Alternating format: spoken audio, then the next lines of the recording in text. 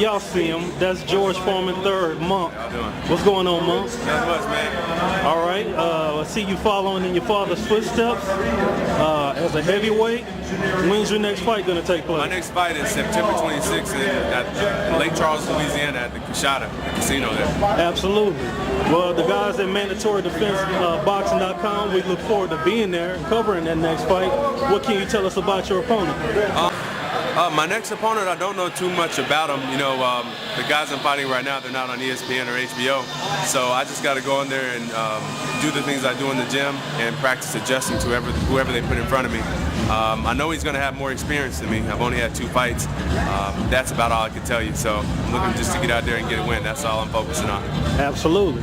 Well, you're 2-0 with 2 knockouts. This is pretty much indicative of a good puncher. So when you go into the fights, do you specifically look for knockouts? Always looking for a knockout, but right now my focus is go out there and learn something. Do something in the ring that you've been practicing in the gym 6 weeks before the fight. So that's the first thing I look for, and then when I see an opportunity for a knockout, I go for it. But I prefer to just let the opportunity come. If I hurt a guy, then I go for it.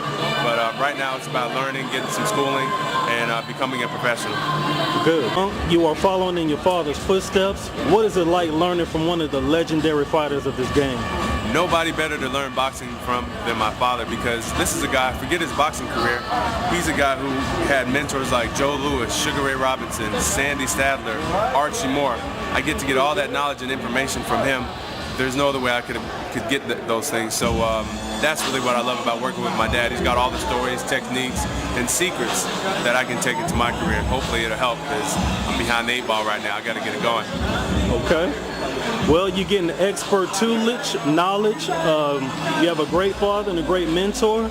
Nobody else to lead you into your pro career, but who are some of the guys you've been sparring with in order to work on your skill set for the pro game? The guys I've been sparring with, guys you would have never heard of, local boxers, pros, few amateurs, but mostly I spend a lot of time developing my body so that I can get out there and be in great condition. I sparred with a guy, you may have heard of him, George Foreman Sr. Oh yeah. he laid a couple right hands on me. That's probably the only name you'd recognize. Okay. Well, I have to tell you that, you know, you're the son of a great legend, as I've said many times, and there's going to be a lot of kids that want to mold themselves after you. What do you have to say to the kids who possibly want to look at your career and mold themselves into a person just like you? I would say to them, whatever you want to do, just listen to yourself. Don't listen to people who tell you why you can't do it or how you should do it. If you're going to take advice from people who are experts at what you want to get into. You want to get into carpentry, take advice from a carpenter. Don't take advice about your car from a carpenter. That's the most important thing I would say, and if you believe you can do it, that's all you need. Get down on your knees, sweat and pray, and have a little belief about yourself, and you can really do anything. That's what I believe. Otherwise, I wouldn't be in this sport. Great job. Hey, the guys at MandatoryDefenseBoxing.com, we really appreciate your time, Monk. You know the whole world's going to be looking for your next fight and following your career. What do you have to say to the fans in closing? What I would say to the fans is give me time and let me take my time and, you know, really develop myself. I want a year from now, a year and a half from now, I just want to be in the conversation. I want people talking about there's a new American heavyweight on the scene. He wants to go after the title, but I just want to be in the conversation, a contender, a guy contending to just to be in the picture, an American heavyweight. We might have a chance to bring this title back, just to be in the conversation. That's what I want. Great job. Hey, before I let you go, there's been rumors that you've been running and, you know, helping out with the training of Jermaine Taylor for his upcoming fight with Arthur Abraham. How's he looking? Jermaine's looking great. From the people around him, they say he's looking better than he's ever looked, in shape, better, more focused than he's ever been.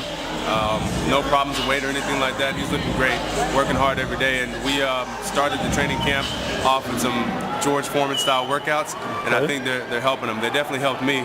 And boy, did Jermaine push me. He's tough, fast, great athlete, world class. Absolutely. He's a former undisputed middleweight champion of the world. Is there any advice that he happened to relay to you in his training camp? The one thing Jermaine told me that stuck with me is the type of conditioning that I'm doing. If I keep it up, the heavyweight division is wide open for me, but I got to be conditioned. And so that's what I focus on, because Jermaine Taylor told me that. Great job. Monk, I really appreciate your time. I look forward to seeing you in the future. Thanks a lot. I really appreciate it. Nice to be with you guys. Bye-bye.